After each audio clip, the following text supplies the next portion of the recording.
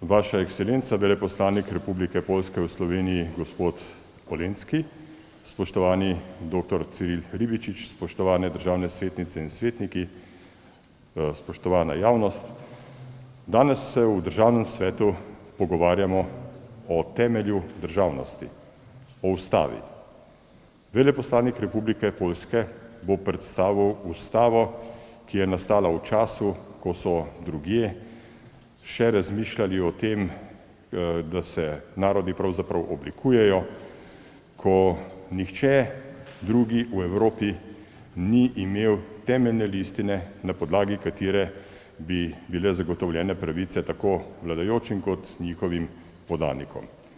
Poljska ustava je nastala mnogo prej pred ostalimi evropskimi ustavami, bila je večkrat posnemana in minilo je veliko časa od dne, ko so Poljaki izgubili svojo samostojnost in ponovno vzpostavili ustavno vladavino v svoji državi.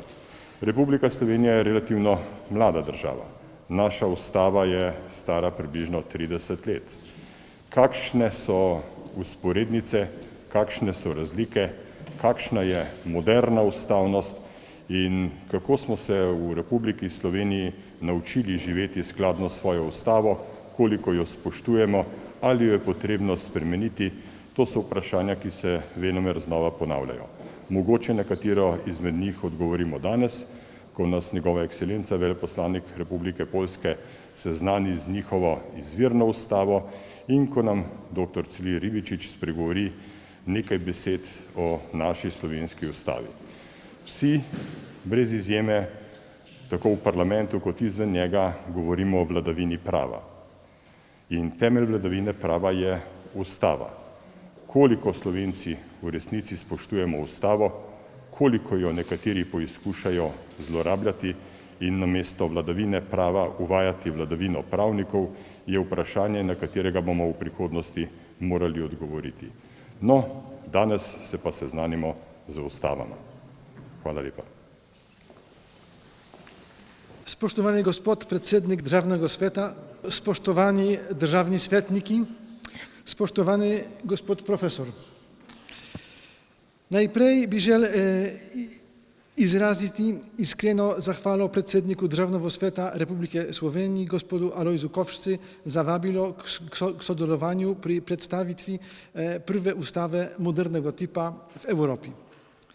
Želeli bi vam jo predstaviti v luči ozadja njenega nastanka ter poudariti najpomembnejša načela ustave 3. maja.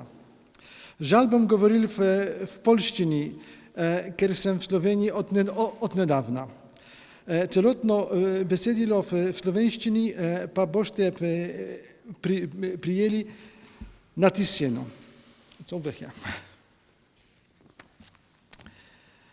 Konstytucja 3 maja 1791 roku, pierwsza nowoczesna ustawa zasadnicza w Europie. 3 maja 1791 roku na Zamku Królewskim w Warszawie panowała napięta atmosfera. Sala, w której obradował Sejm Rzeczypospolitej Obojga Narodów, była strzeżona przez Gwardię Królewską i oddziały wojskowe pod dowództwem księcia Józefa Poniatowskiego, królewskiego bratanka, który wraz z grupą oficerów znalazł się w izbie zamkowej w pobliżu tronu, a na placu przed zamkiem tłumnie gromadzili się warszawiacy. Uchwalono konstytucję, która była zwieńczeniem nieustających prób reform podejmowanych przez polsko-litewski naród szlachecki od 1788 roku. Zwolennicy konstytucji przyspieszyli termin obrad nad dokumentem o 2 dni, korzystając z faktu, że główni oponenci nie powrócili jeszcze z wielkanocnej przerwy świątecznej. So it was a kind of the revolution. Nie ogłoszono daty rozpoczęcia sesji, tylko imiennie wezwano zwolenników reformy na posiedzenie 3 maja. W ograniczonym składzie projekt konstytucji został przyjęty przez większość posłów, co zebrane przed zamkiem tłumy witały entuzjastycznymi okrzykami: Wiwat król! Niech żyje Konstytucja 3 maja! W ten sposób w Europie przyjęto pierwszą nowoczesną ustawę zasadniczą. Ustawa rządowa była pierwszą konstytucją europejską, drugą na świecie po amerykańskiej, ratyfikowanej w 1789 roku. W lipcu 1791 roku swoją pierwszą konstytucję uchwalili Francuzi i w ten sposób powstała druga po polskiej monarchia konstytucyjna. Second after the Polish Constitution. Konstytucja nazwana dziś w Polsce i na Litwie Konstytucją 3 maja miała na celu wyeliminowanie szeregu słabości, które przez dziesięciolecia paraliżowały państwo polsko-litewskie. Była ukoronowaniem ukształtowanego w XVI wieku systemu republikańskiego, w którym król odgrywał rolę odrębnego stanu, był wybierany na czas swoich rządów, których mógł być przez szlachtę pozbawiony. Ta elekcyjna monarchia sankcjonowała suwerenność władzy ludu szlacheckiego, który pilnował, by jego prawa były przestrzegane. Kwintesencją systemu był skrajny indywidualizm, który nie pozwalał, by prawa jednostki były łamane.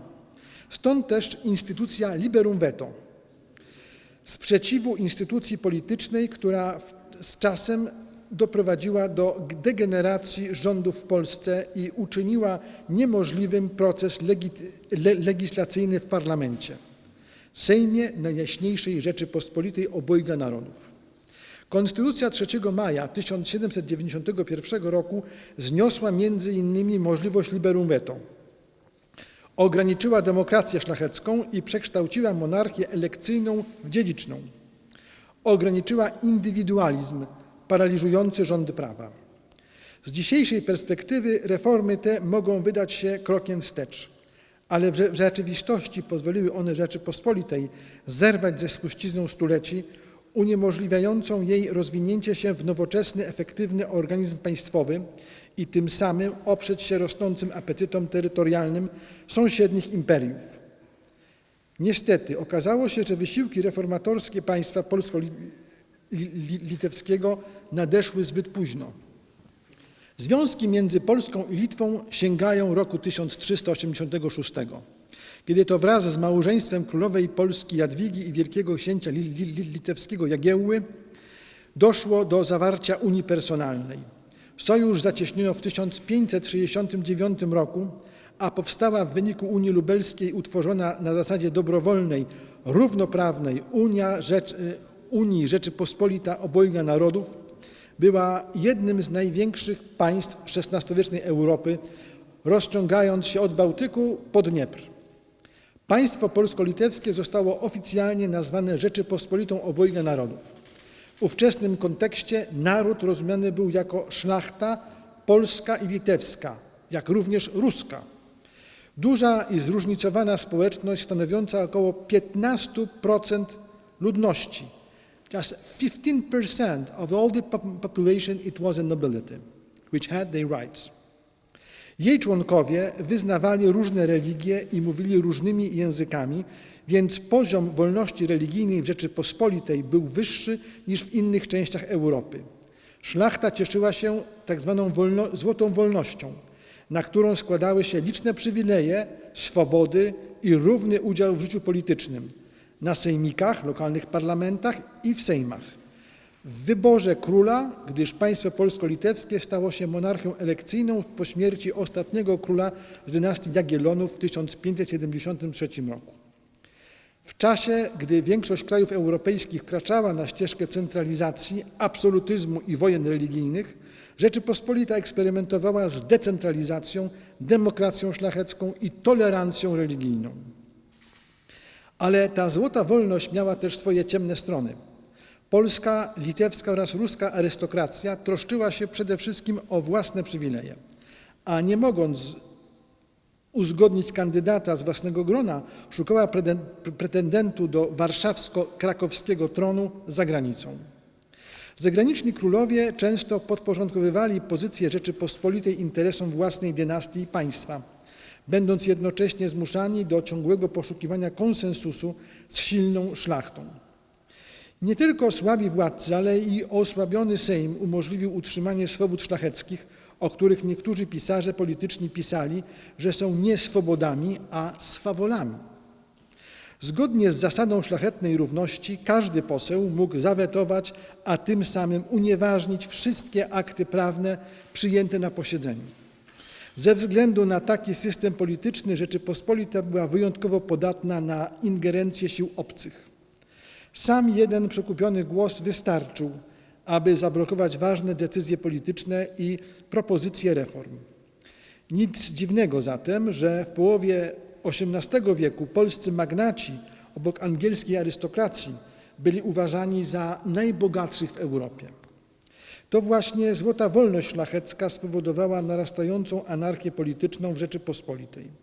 W połowie XVII wieku terytorium polsko-litewskie znalazło się w ogniu niszczycielskich wojen określanych jako potop. O tym opowiada przetłumaczona m.in. na język słoweński powieść Henryka Sienkiewicza pod tym samym tytułem. Konflikty, które pochłonęły aż 1/3 ludności, dodatkowo pogłębiły kryzys polityczny w Rzeczypospolitej, która w konsekwencji utraciła rolę wpływowego gracza na europejskiej scenie politycznej. W tym samym czasie jej sąsiedzi umacniali swoje pozycje, zwiększali siłę militarną, tworząc nowoczesne, scentralizowane monarchie absolutne.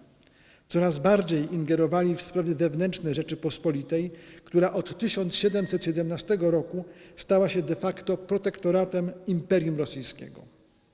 Opór szlachty polsko-litewskiej wobec rosyjskiej supremacji przyniósł w 1772 roku pierwszy rozbiór, w ramach którego Rosja, Prusy i Austria zawłaszczyły około 1/3 jej terytorium, w tym najbogatsze prowincje.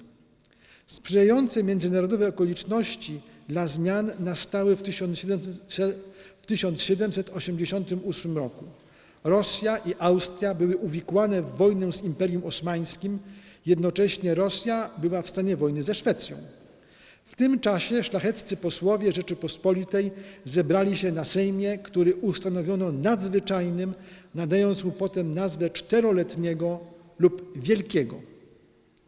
Obradował on w latach 1788-1792, podejmując za pośrednictwem radykalnych reform próbę uratowania Rzeczypospolitej przed ostatecznym upadkiem. W czasie Sejmu Wielkiego życie polityczne Rzeczypospolitej po raz pierwszy od lat rozwijało się w pełni suwerennie i bez zewnętrznych nacisków.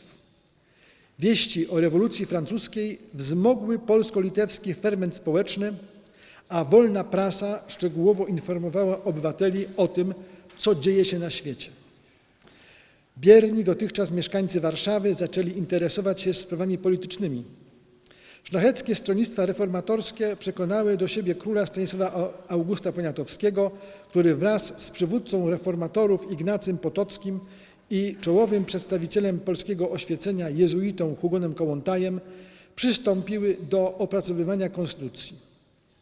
Ostateczny tekst przyjęty 3 maja 1791 roku stanowił kompromis między programami konstytucyjnymi i monarchistycznymi, jednocześnie odzwierciedlając wpływy oświeceniowe, w tym koncepcję umowy społecznej Rousseau i monteskiuszowski trójpodział i równowagę władzy ustawodawczej, wykonawczej i sądowniczej.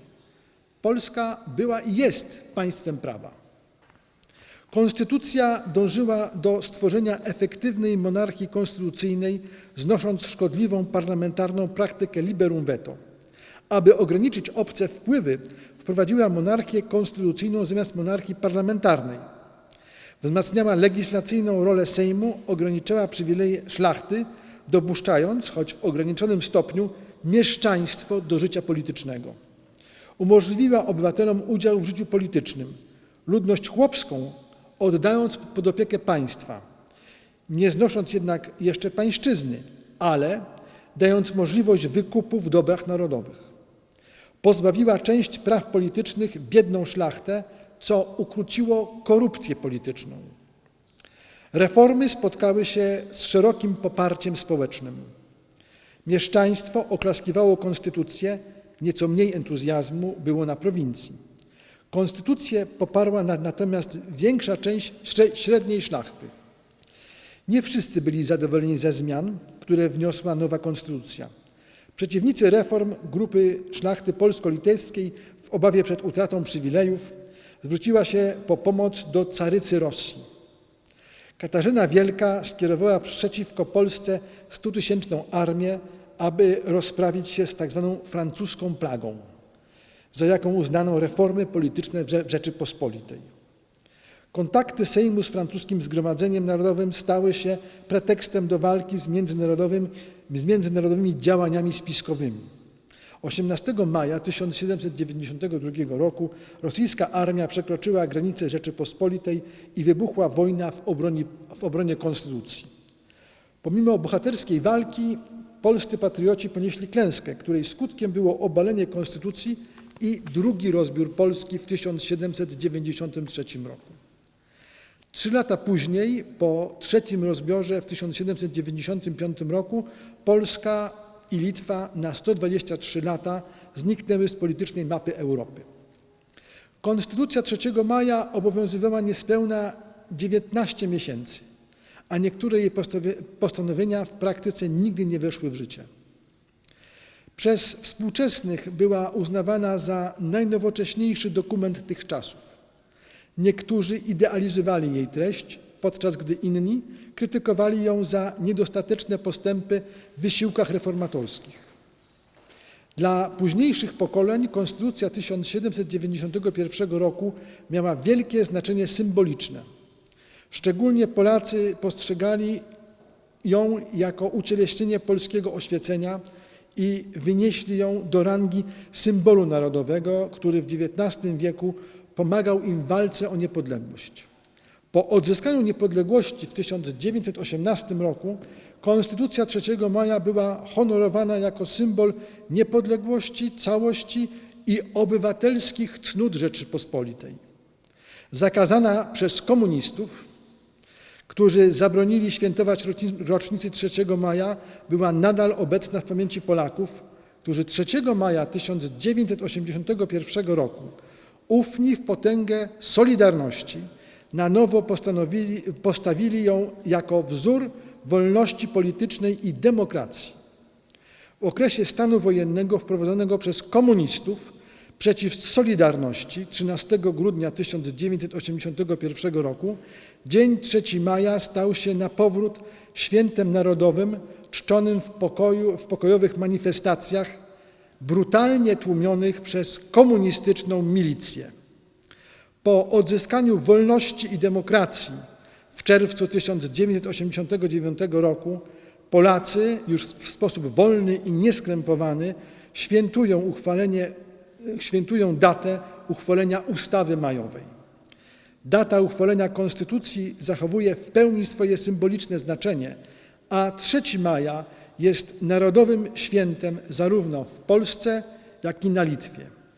Ob tej przyležitosti by se rád najlepsze zachwalił doktoricu Maji Lukanc, mladý slovenský znanstveniči, raziskovalki na Instytutu za najnowejszą zgodowinu, za šířenie znania o polskiej zgodowini w in ustawie 3 maja w Slowenii.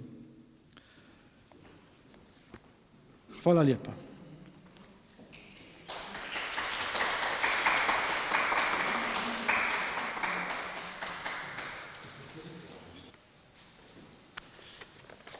Spoštovani gospod veleposlanik, spoštovani predsednik Državnega sveta, spoštovani gosti.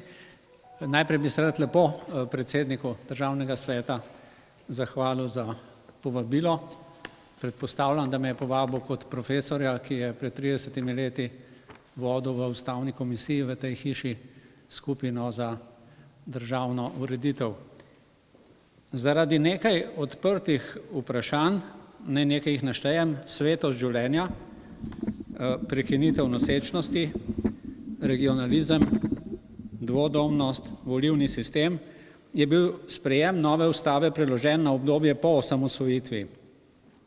Pomembne spremembe pa so bile na ustavni ravni sprejete deloma že pred prvimi večstrankarskimi volitvami, deloma takoj po njih v kar 100 ustavnih dopolnilih, tako na področju političnega in ekonomskega sistema, kot glede zavarovanja in krepitve samostojnosti Slovenije. Poleg tega je bila tik pred osamosvojitvijo 25. junija 1991 sprejeta temeljna ustavna listina, ki jo v svoji preambuli omenja tudi veljavna ustava. Najbolj značilna misel iz te listine je, da je bila Slovenija država že po doslej veljavni ustavni ureditvi. Ponosen sem, da sem kot profesor sodeloval pri veličastni zmagi slovenske ustavnopravne znanosti v spopadu z svetovno znano beograjsko šolo glede pojmovanja samoodločbe slovenskega naroda kot trajne in neodtuljive pravice. Tik pred razglasitvijo samostojnosti sta bila v ustavo vključena nova zastava in grb, kar je bilo posebnega pomena za dostojanstveno spuščanje prejšnje in slavnostno dvigovanje nove zastave ob razglasitvi slovenske samostojnosti tukaj pred hramom demokracije. Nova ustava Republike Slovenije je bila sprejeta po določbah o ustavno-revizijskem postopku prejšnje ustave. To pa ne pomeni, da nova ustava Republike Slovenije, sprejeta decembra 1991, ni pomenila zelo korenite vsebinske spremembe. Naj zgoščeno povzamem njene temeljne značilnosti. To ni več ustava federalne enote, temveč je ustava samostojne in neodvisne republike, napisana je zgoščeno in je kar 3-krat krajša od prejšnje ustave, odpravila je omejitev lastninske pravice in poudarila pomen človekovih pravic in svoboščin ter manjšinskih pravic, vključno z večstrankarsko demokracijo, uvedla je parlamentarni sistem, ki temelji na delitvi oblasti, komunalni sistem je bil nadomeščen z lokalno samoupravo, delegatski mandat pa s svobodnim predstavniškim.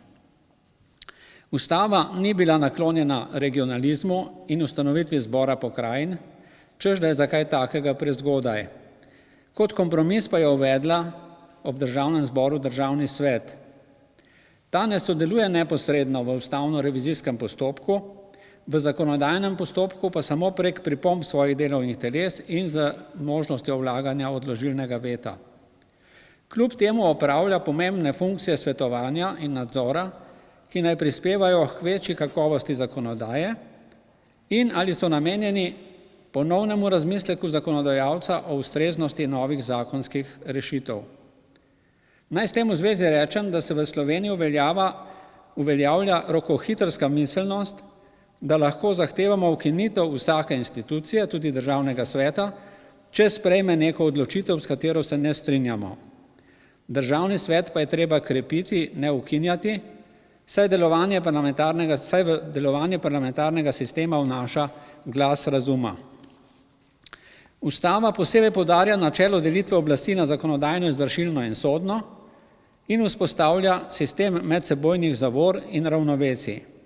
Posebnega pomena so tisti državni organi, ki opravljajo nadzorne funkcije, na primer Ustavno sodišče, Računsko sodišče, Varuh človekovih pravic in seveda Državni svet. Na socialno-ekonomskem področju vsebuje ustava nekaj obetavnih določb. To so določba o socialni državi, socialni funkciji lastnine, pravici do socialne varnosti in podobno, ki pa ostajajo premalo uveljavljene v zakonodaji in tudi v odločitvah Ustavnega sodišča. Ker ni bilo mogoče doseči o njem pravočasnega soglasja, je bil volilni sistem prepuščen zakonu, kar je pozneje vodilo do soočanja različnih modelov od večinskega, proporcionalnega do kombiniranega volilnega sistema na zakonodajnem referendumu in do vzpostavitve neke vrste prehodne ustavne ureditve volilnega sistema v letu 2000. Ta je zapisana v 80. členu ustave, ki pravi, da se poslanci volijo po načelu sorazmernega predstavništva ob 4% volilnem pragu za vstop v državni zbor, pri čemer imajo volivci odločilen vpliv na dodelitev mandatov kandidatov. Nažalost, poskusi demokratizacije volilnega sistema doslej niso bili uspešni, so še pred nami. To pa je seveda le ena od sprememb in dopolnitev ustave v 30 letih. Naj omenim še vse ostale, ki niso nepomembne. Leta 2004 je bil sprejet 3.a člen, ki je omogočil vključevanje države v Evropsko unijo ter prenos izvrševanja dela suverenih pravic na Evropsko unijo. Določbe tega člena, če jih podrobneje preučimo, se ne ustavijo pri podlagah za vključitev v mednarodne organizacije, temveč zapovedujejo, da je vključitev mogoča samo v mednarodne organizacije, ki temeljijo na spoštovanju človekovih pravic, temeljnih svoboščin, demokraciji in načelih pravne države. V zvezi z vključitvijo v Evropsko unijo sta bili še dve manjši spremembi ustave, ki se nanašata na odpravo pretiranih omejitev za tujce pri nakupu nepremičnin in o možnosti predaje slovenskih državljanov drugim državam članicam Evropske unije. Leta 2004 so bile sprejete spremembe ustave, ki so poudarile pomen posameznih elementov uresničevanja človekovih pravic, na primer večje enakopravnosti žensk pri kandidiranju za državne organe in organe lokalne samouprave. Ozrimo se okoli sebe in priznajmo, da je to več kot aktualno. No in če pogledamo Poljsko, ki je že leta 2018 uvedla volilno pravico, mi pa šele med drugo svetovno vojno, potem je to več kot aktualna določba ustave. No, na podoben način je bilo v ustavo vnešena tudi prepoved diskriminacije invalidnih oseb in pravica do pokojnine. Z novim 70.a členom je bila leta 2016 v ustavo vnešena pravica do pitne vode, ki se še zlasti po mnenju tistih, ki pravkar predlagajo o tem referendum, ne spoštuje dovolj dosledno v zakonodaji. S posebno določbo je bilo leta 2013 vključeno v ustavo tako imenovano fiskalno pravilo, ki se nanaša na obveznost spoštovanja načel o uravnoteženju javnih financ. Z ustavno spremembo v letu 2006 so se pokrajine iz enot prostovoljnega medobčinskega povezovanja spremenile v institucije, ki se obvezno ustanavljajo. Kljub številnim poskusom se še vedno ni izoblikovala dvotretjinska večina prisotnih poslancev za zakon o ustanovitvi pokrajin, določitvi njihovih imen in sedežev. Tako pokrajine ostajajo mrtva črka v ustavi, kar posebej pogrešamo v kriznih razmerah, ko se moramo zadovoljiti z obstojem administrativnih regij. Z ustavno spremembo glede referenduma se je zmanjšal razkorak med slovensko in večino ureditev drugih evropskih držav. Praksa pa kaže, vsaj po mojem mnenju, da so bile te spremembe preveč korenite oziroma da je z ustavno spremembo in njeno razlago v zakonu prišlo do pretiranega omejevanja pravice do referenduma. Z omenjeno spremembo je pravico zahtevati referendum izgubil tudi Državni svet, zaradi česar postaja še pomembnejša njegova aktivnost za izboljšanje kakovosti zakonodaje.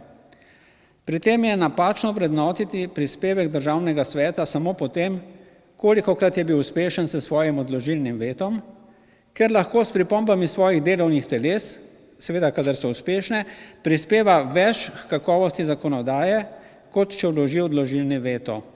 To še posebej velja toliko časa, dokler Državni zbor ne more doseči spremembe tistega dela zakona, zaradi katerega je Državni svet vložil veto, zaradi česar je Državni zbor razpet med dve slabi možnosti. Potrditi zakonski predlog kljub posamični pomanjkljivosti, na katero opozarja veto, ali zavrniti zaradi takšne pomanjkljivosti celotni zakon. To bi bilo mogoče preseči z manjšo dopolnitvijo poslovnika Državnega zbora. Zaradi najnovejših zapletov v Državnem zboru je odložen sprejem ustavne dopolnitve, ki se nanaša na slovenski znakovni jezik in jezik gluhoslepih, čeprav je ta sprememba dobila zelo široko podporo parlamentarnih strank in javnosti. Sprememba ni nepomembna, če upoštevamo, da o demokratičnosti neke ustavne ureditve največ pove, kako se v družbi počutijo ranljive manjšine. Ko takole naštevam spremembe in dopolnitve ustave, izpade, da se je spreminjala relativno pogosto, v povprečju na manj kot 3 leta. Toda ustava kot celota je ohranila svojo konsistentnost in se tako potrdila kot solidno besedilo za daljše zgodovinsko obdobje. Ob tem gre zasluga tudi Ustavnemu sodišču, saj ustava ni samo tisto, kar so napisali njeni očetje pred 3 desetletji, temveč tudi tisto, kar v njej danes preberejo ustavni sodniki, ko jo obravnavajo kot živ instrument, ki ga je treba razvojno razlagati v spremenjenih zgodovinskih okoliščinah.